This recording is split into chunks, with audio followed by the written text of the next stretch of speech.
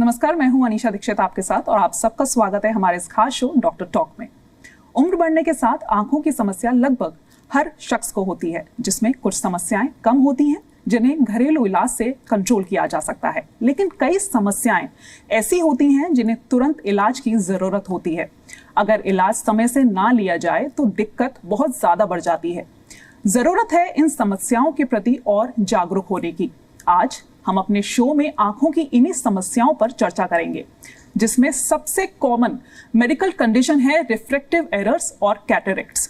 और इस पर चर्चा करने के लिए हमारे साथ मौजूद हैं जाने माने ophthalmologist doctor Sanjeev Mohan. Doctor Sanjeev Mohan MS FRCS Glasgow एक प्रोफेशनल एक्सपीरियंस डॉक्टर हैं। इन्होंने अपने करियर की शुरुआत हुल रॉयल इन्फर्मरी UK में क्लिनिकल अटैचमेंट के रूप में की है। इसके बाद इनवरक्लाइट रॉयल इन्फर्मरी स्कॉटलैंड में SHO के रूप में 2 साल तक काम किया। फिलहाल मोहन आई इंस्टीट्यूट न्यू दिल्ली में कंसल्टेंट एंड जॉइंट डायरेक्टर हैं। डॉक्टर संजीव मोहन आई इंस्टीट्यूट साल 2000 से FRCS एग्जाम कंडक्ट भी कर रहे हैं। साथ ही हमारे साथ हैं डॉक्टर वरुण गोगिया। डॉक्टर वरुण गोगिया एक एडवांस आई केयर स्पेशलिस्ट है और presently eye clinics advance eye care India group of eye hospitals और eye clinics advance eye care तक्षिण उज्बेकिस्तान के डायरेक्टर हैं। और इन्होंने अपनी graduation, post graduation, super specialization AIIMS Delhi से की है। हमारे साथ हैं डॉक्टर सौरभ चौधरी। डॉक्टर सौरभ ने अपनी MD state medical university of Odisha से की है। इन्हें मेडिकल यूक्रेन ने डॉक्टर ऑफ मेडिसिन के टाइटल से भी नवाजा है। डॉक्टर सौरभ ने सर रतन टाटा कम्युनिटी से कैटरेक्ट माइक्रो सर्जरी ऑप्थेल्मोलॉजी की है। ये eye care eye hospital and post graduate institute Noida के CEO हैं। इन्होंने 50,000 से ज्यादा cataract surgery, 1,000 femto laser assisted cataract surgery और 2,000 लेजिक सर्जरीज की हैं। हमारे साथ हैं doctor Anil Biltoria. Doctor Anil distinguished consultant eye surgeon और मेडिकल डायरेक्टर हैं, जो कैटरेक्ट और रिफ्रैक्टिव सर्जरी में अपनी एक्सपर्टीज के लिए जाने जाते हैं।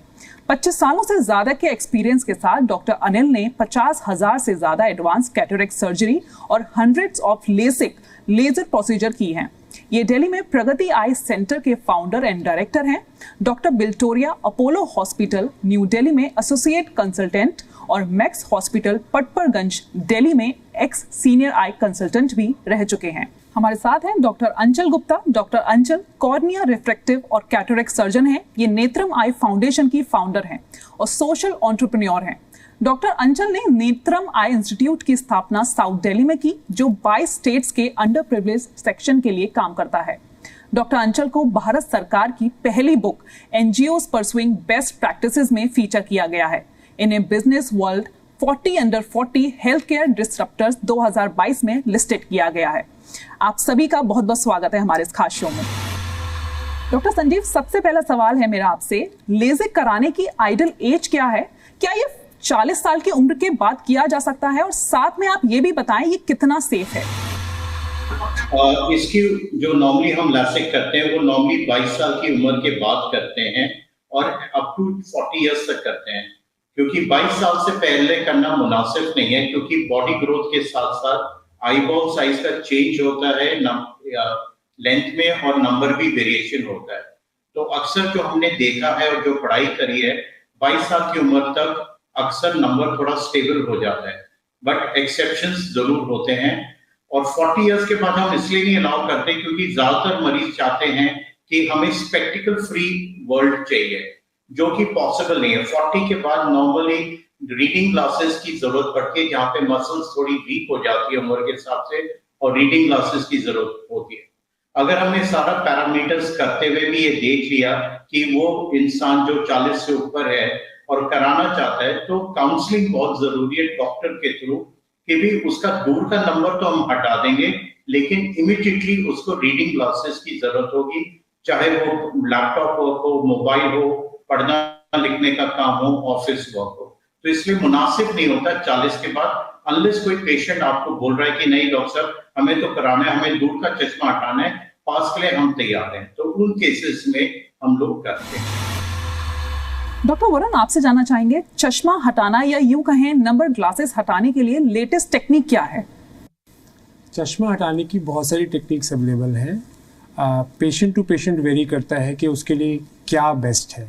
जो उसके लिए बेस्ट है वही लेटेस्ट टेक्निक मानी जाएगी। इसमें ब्रॉडली अगर हम क्लासीफाई करें तो 3 तरीके से क्लासीफाई कर सकते हैं। पहली चीज़ laser based procedures, secondly ICL implantation या फेकिक लेंसेज बोलते हैं, जिसमें हम कॉन्टैक्ट लेंसेज आँख के अंदर डाल देते हैं। एंड तीसरी चीज़ जो इन दोनों के लिए सूटेबल नहीं है उसमें हम क्लियर लेंस एक्सचेंज करते हैं, यानी कि नॉर्मल लेंस को निकाल के एक नया लेंस डाल देते हैं जो कि आपकी पावर करेक्शन कर देता है। So coming to laser based procedures बहुत ही पुराने हैं और लगभग 30 साल हो गए हैं जब से हम ये यूज़ कर पा रहे हैं। विद ईच पासिंग ईयर नई नई एडवांसेस एंड टेक्नोलॉजीज़ आ जाती हैं। लेज़र बेस्ड प्रोसीजर्स को फिर 2 तरीके से हम डिवाइड कर सकते हैं। एक जो पुराने हैं जिनको हम फोटो एब्लेशन बोलते हैं, और जो नए प्रोसीजर्स हैं जो लेंटिकल बेस्ड हैं। So lenticule based I would say are newer techniques, जिसको आम आदमी की भाषा में स्माइल, सिल्क या क्लियर के नाम से जाना जाता है। और जो फोटो एब्लेशन टेक्निक्स हैं उसको आम आदमी लेसिक की तरह जानता है, जिसको हम रोबोटिक तरीके से भी कर सकते हैं, जिसको हम फेम्टो लेसिक बोलते हैं, और एक कन्वेंशनल लेसिक की तरह से बोल सकते हैं, जिसको लोग ब्लेड वाला लेसिक बोलते हैं। तो लेज़र बेस्ड प्रोसीजर्स में काम एक ही है, आउटकम भी एक ही है। पेशेंट टू पेशेंट वेरी करता है कि कौन सा प्रोसीजर उसके लिए बेस्ट है।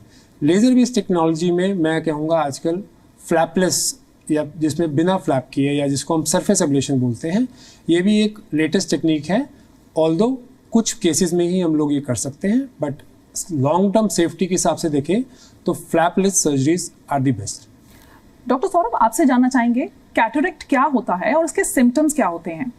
क्या ये सिर्फ मेडिकेशन से ठीक हो सकता है?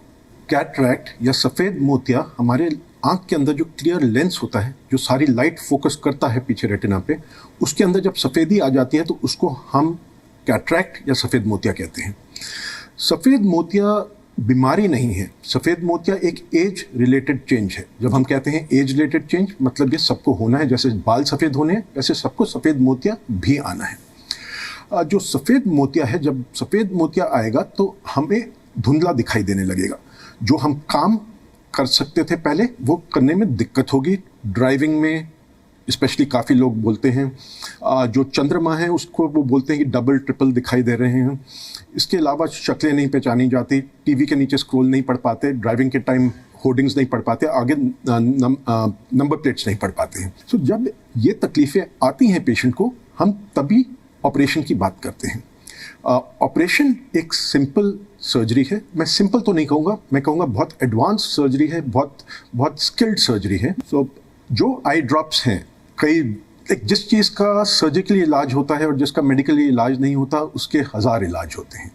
हर एक कोई बोलता है कि ड्रॉप से ठीक हो सकता है, लेकिन आज तक दुनिया में ऐसी कोई दवा नहीं बनी है जिससे कैटरैक्ट ठीक हो जाए। सो जब पेशेंट आता है, हम सबसे पहले उसको बोलते हैं कि आप चश्मा बदलवा लीजिएगा। चश्मा बदला के अगर उसको फ़ायदा फिर भी नहीं होता, फिर ऑपरेशन करने की ज़रूरत पड़ सकती है। जी डॉक्टर अनिल, अब मैं आपसे जानना चाहूंगी, कैटरेक्ट सर्जरी के डिफरेंट टाइप्स क्या होते हैं और कौन सा सबसे ज़्यादा प्रभावी है? क्या सर्जरी कराने के बाद भी कैटरेक्ट दोबारा हो सकता है? इसके बारे में आप जानकारी दें। मोतियाबिंद सर्जरी के करने के लगभग 4 तरीके हैं।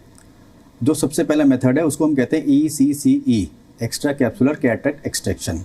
इसके अंदर हम क्या करते हैं कि लंबा चीरा देते हैं, जो काली पुतली है उसके ऊपर लगभग 7 से 8 मिलीमीटर लंबा चीरा लगता है। उसके बाद जो मोती है वो साबुत है, गोल स्ट्रक्चर है, सॉलिड स्ट्रक्चर है। उसको इंस्ट्रूमेंट की हेल्प से हम मोती को बाहर निकालते हैं इस चीरे के थ्रू।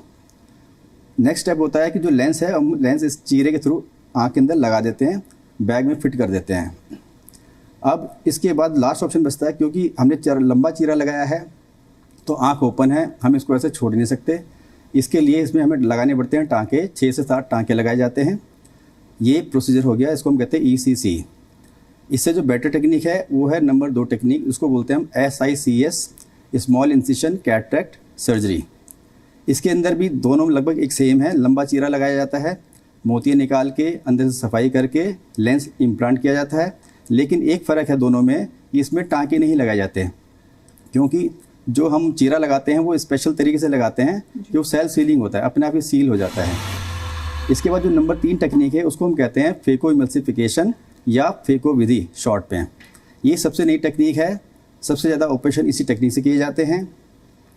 अब इसमें क्या करते हैं, जो इसमें हम आँख के अंदर एक छोटा सा सुराख करते हैं या वेरी स्मॉल इंसिशन करते हैं, उस इंसिशन के थ्रू ही हमें सारा मोतिया निकालना होता है और लेंस भी लगाना पड़ता है। Phaco is the latest technique और जो बेस्ट रिजल्ट इसी टेक्निक के आते हैं। डॉक्टर अंचल, मैं आपसे जानना चाहूंगी अब जब पेशेंट लेजिक के लिए एलिजिबल ना हो तो रिफ्रैक्टिव सर्जरी के क्या ऑप्शंस हैं? तो लेसिक आज के समय में सबसे ज्यादा कॉमनली परफॉर्म होने वाली चश्मा हटाने की सर्जरी है, लेकिन हर व्यक्ति लेसिक के लिए एलिजिबल नहीं होता है। अगर आपके चश्मे का नंबर बहुत ज्यादा है, यानी कि -10 या -9 से ज्यादा है, या आपकी काली पुतली का मोटापा जिसको हम लोग कॉर्नियल थिकनेस या पैकीमेट्री कहते हैं टेक्निकल टर्म्स में, अगर वो 500 माइक्रोन से कम है, या किसी वजह से आपकी कॉर्निया का शेप ऐसा है कि वो लेसिक को सपोर्ट नहीं करती, या फिर आपकी कॉर्निया बहुत ज्यादा ड्राई है, इन सभी परिस्थितियों में आप लेसिक के सूटेबल कैंडिडेट नहीं होते। मगर ये निराश होने वाली बात नहीं है, क्योंकि साइंस के द्वारा ऐसे कई और ऑप्शंस आ गए हैं जो कि अपने आप में बहुत ज्यादा सेफ हैं, जिनसे आप चश्मे से फ्रीडम पा सकते हैं। इसका नॉन सर्जिकल मेथड है ऑर्थोकेरेटोलॉजी लेंसेज। ये स्पेशल प्रकार के लेंसेज होते हैं जो स्पेशली आपकी आंखों के लिए कस्टम डिजाइन होते हैं, और इन्हें आप रात में पहन के सो जाते हैं और 5-6 दिन की कांस्टेंट यूज के बाद में, यानी ओवरनाइट यूज के बाद में, आप डे टाइम में चश्मे से इंडिपेंडेंस पा सकते हैं। तो यहाँ पे एडवांटेज ये है कि आपको सर्जरी से अंडरगो नहीं होना पड़ता, मगर डिसएडवांटेज ये है कि रोजाना रात में आपको इन स्पेशल लेंसेज को लगाना होता है और रोज सुबह आपको उसको उतारना होता है, ताकि आप दिनचर्या के 15-16 घंटे बिना चश्मे के बिता सकें। दूसरा जो सबसे ज्यादा सक्सेसफुल और मेरी one of the favourite surgeries है, दैट इज ICL सर्जरी।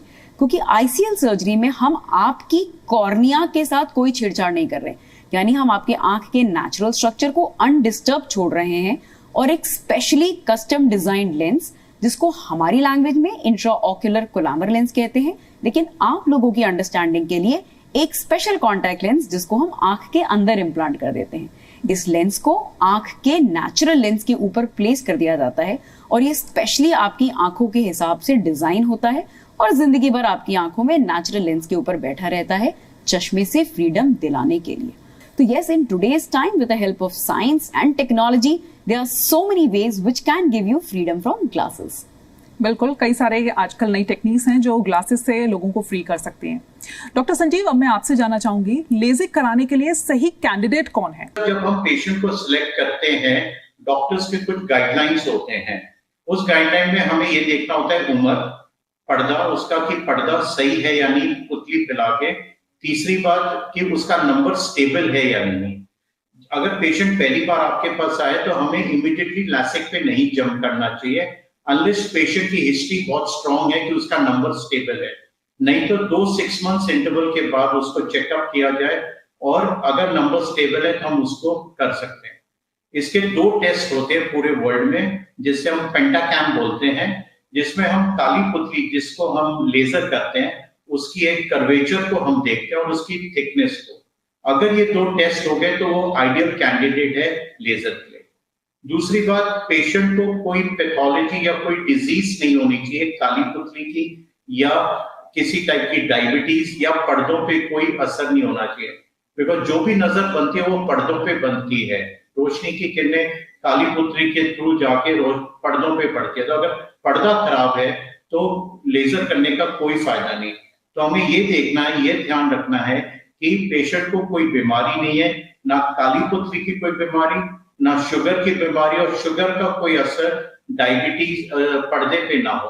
तो बेहतर होता है कि 22 से 40 साल की उम्र में लेजर उसका किया जाए जिसको कोई आंख में बीमारी ना हो, आंख बिल्कुल 100% ठीक हो, और डॉक्टर अपनी गाइडलाइंस, यानी कि दोबारा मैं रिपीट बोल रहा हूँ कि उसके नंबर स्टेबल हो, आयु 22 साल से ऊपर हो, पर्दा उसका ठीक हो, और काली पुतली के 2 टेस्ट हो, वो अगर ठीक है तो हम दायरे में रख के हम इनका लेजर सेफली कर सकते हैं। डॉक्टर वरुण, आप बताइए, लेजिक के रिस्क क्या होते हैं? क्या लेजिक कराने के बाद चश्मा पहनना पड़ सकता है? इसके कितने चांसेस हैं? See, generally, na, LASIK should be considered as not a spectacle removal procedure. It is like freedom from spectacles. So, expectations उसी प्रकार की रखनी चाहिए कि हमें चश्मे पहनने की ज़रूरत नहीं पड़ेगी. जो रिजल्ट्स होते हैं वो ±0.5 डायप्टर्स तक के लिए गिने जाते हैं and that is considered as 100% success. So practically glasses की रिक्वायरमेंट नहीं होती, but sometimes what happens is कि पेशेंट्स की नीड्स इस प्रकार की होती हैं that even with ±0.5 residual power they may feel के दे नीड ग्लासेस. आजकल की दुनिया में जब हमारा कंप्यूटर यूजेज बहुत ज़्यादा बढ़ गया है तो प्रैक्टिकली हम इवन आफ्टर लेसिक पेशेंट को बोलते हैं कि आप कंप्यूटर पे जब बैठें तो एक ब्लू कट ग्लासेस या एंटी ग्लेयर ग्लासेस यूज़ करें ताकि उससे आपकी आँख की नमी बनी रहे और कंप्यूटर विजन सिंड्रोम जैसी तकलीफ ना हो. जनरली स्पीकिंग 99% केसेस में प्रैक्टिकली ग्लासेस की रिक्वायरमेंट नहीं होती. इसके अलावा मैं नहीं समझता था कि कोई लेसिक रिलेटेड कोई कॉम्प्लिकेशंस लॉन्ग टर्म पेशेंट्स के लिए हो सकती हैं. हाँ, 40 साल के बाद जब आदमी की एज 40 एंड अबव हो जाती है, जिसको हम प्रेस बायोपिया बोलते हैं, जब उस स्थिति में आ जाता है तो नज़दीक के लिए हम नियर ग्लासेस बोलते हैं या रीडिंग ग्लासेस बोलते हैं, उसकी ज़रूरत पड़ सकती है.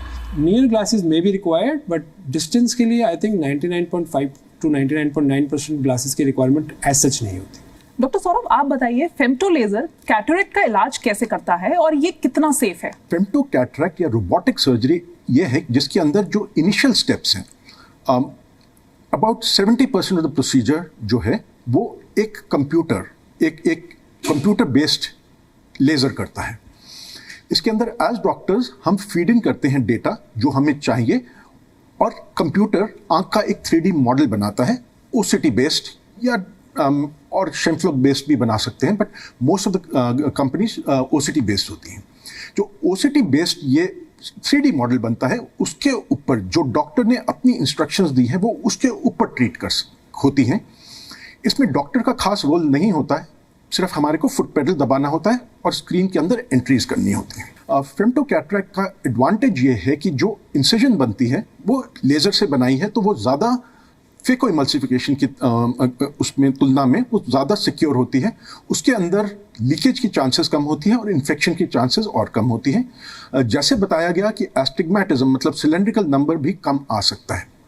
दूसरा एक जो है इसके अंदर जो हम रेक्सेस कहते हैं, जिसको हम जो मोतिया है उसके ऊपर वाली कैप्सूल को जो हम हाथ से छीलते हैं, ये लेज़र उसका एक पंच आउट करके बना देता है.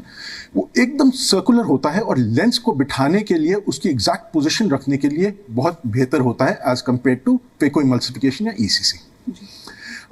इसके अलावा जैसे मैंने बताया कि लेंस जो अपने आप है उसको लेज़र छोटे छोटे टुकड़ों में काट देता है, और जो लिक्विफिकेशन जो कि हम पहले फेको इमल्सिफिकेशन द्वारा करते थे, जिसके अंदर अल्ट्रासाउंड पावर देते थे, उसकी ज़रूरत कम पड़ती है. अब जब अल्ट्रासाउंड पावर कम दे रहे हैं तो आंख के अंदर डैमेज कम होता है, क्योंकि जो पावर दे रहे हैं पावर से कोलैटरल डैमेज, जिसको हम कहेंगे कि ऊपर कॉर्न या पुतली के अंदर डैमेज हो सकता है और अंदर स्ट्रक्चर्स में डैमेज हो सकता है, वो कम होता है. सो आजकल मैं कहूँगा कि प्रेफर्ड टेक्निक तो फेम्टो कैटरेक्ट है, लेकिन गोल्ड स्टैंडर्ड अभी भी फेको या माइक्रोफेको है, और 90% हमारी सर्जरी सारी फेको या माइक्रोफेको से की जाती है.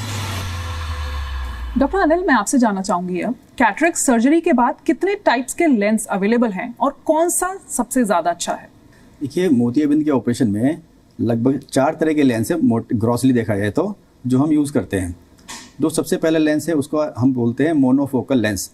ये लेंस सबसे पहले यही आया था, और मोनोफोकल लेंस लगाने के बाद पेशेंट को डिस्टेंस का चश्मा नहीं लगाना पड़ता, उसकी दूर की नज़र साफ़ हो जाती है, लेकिन पढ़ने के लिए उसको रीडिंग ग्लासेस की ज़रूरत होती है. जो दूसरे नंबर का लेंस है उसको हम कहते हैं मल्टीफोकल लेंस. मल्टीफोकल लेंस का मतलब होता है, थ्योरेटिकली तो हम ये कहते हैं कि दूर का चश्मा भी हट जाएगा, पास का चश्मा भी हट जाएगा और बिना चश्मे के साफ दिखाई देगा हर जगह. लेकिन प्रैक्टिकली जब हम ऑपरेशन करते हैं, हम यूज़ करते हैं इन लेंसेज को, तो हम ये पाते हैं कि 90% लोगों में दूर का पास का चश्मा हट जाता है, लेकिन 10% केसेस में दूर का या पास का छोटा मोटा आधा पौना नंबर आ जाता है. जो तीसरे नंबर का लेंस है उसका नाम है EDOF. ये आजकल नया आया है और इसका मतलब होता है extended depth of focus lens. इसका एडवांटेज ये रहता है कि इसमें इस लेंस को लगाने के बाद डिस्टेंस की जो नज़र है वो क्लियर हो जाती है और इंटरमीडिएट विजन भी क्लियर हो जाता है। मेरे हिसाब से ये आजकल सबसे अच्छा मैं मानता हूँ, मैं ज़्यादा एडवाइस करता हूँ उसको, क्योंकि इसमें मोनोफोकल लेंस की तुलना में इसका ज़्यादा एडवांटेज है, क्योंकि जो हम इंटरमीडिएट विजन भी इसके अंदर आ जाता है इसलिए। बिल्कुल, कई सारे लेंसेज मार्केट में उपलब्ध हैं जिसे पेशेंट्स अपने यूज में ले सकते हैं। डॉक्टर अंचल, मेरा आखिरी सवाल आपसे है, आई डोनेट कौन कर सकता है और ऐसे क्या फैक्टर्स हैं जो आई डोनेट के वक्त ध्यान देने चाहिए? आई डोनेशन से किस टाइप के ब्लाइंड पेशेंट को लाभ मिलता है, ये आप बताएं। नेत्रदान एक ऐसी चीज है जो हम सबको करनी चाहिए। हमारे मन में मुहिम होना चाहिए कि हम संभवतः हर मरने वाली व्यक्ति की पुतली को दान करें, बिकॉज कॉर्निया डोनेशन की बहुत ज्यादा रिक्वायरमेंट है हमारे देश में।